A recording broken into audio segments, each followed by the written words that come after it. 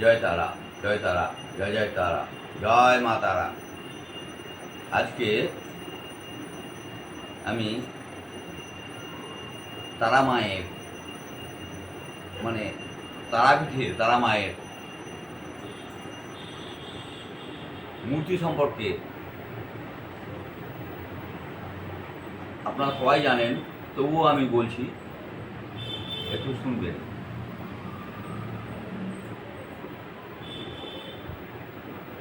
যখন কেন উনি ওই মূর্তি ধারণ করেছিলেন, মা দুর্গা কেন ওই মূর্তি ধারণ করেছিলেন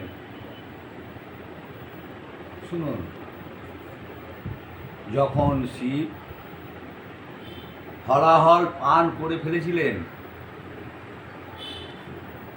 বিষগুলোকে হরণ করে নিয়েছিলেন, খেয়ে নিয়েছিলেন, খাওয়ার পর কিন্তু ওনার বিষ শরীরে প্রবেশ করে যায়, যন্ত্রণায় ছটপট করছেন। তখন উনি কার শরণাপন্ন হয়েছিলেন? মা দুর্গা শরণাপন্ন হয়েছিলেন। কোন রূপে? তারা মায়ের রূপে। বললেন,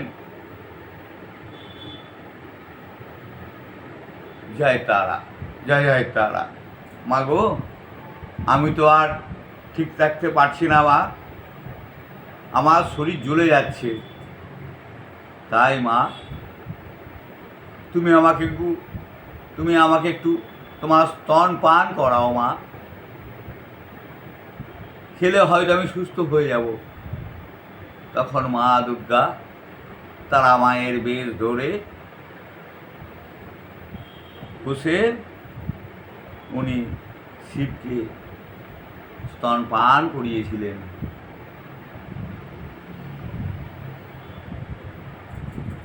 করার পর শিব আস্তে আস্তে সুস্থ হয়ে ওঠেন।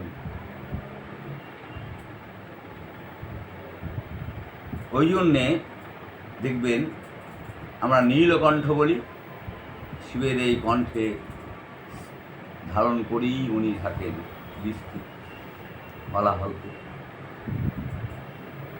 আজকে এইটুকুই থাক। জয় তারা, জয় তারা, জয় তারা, জয় জয় তারা।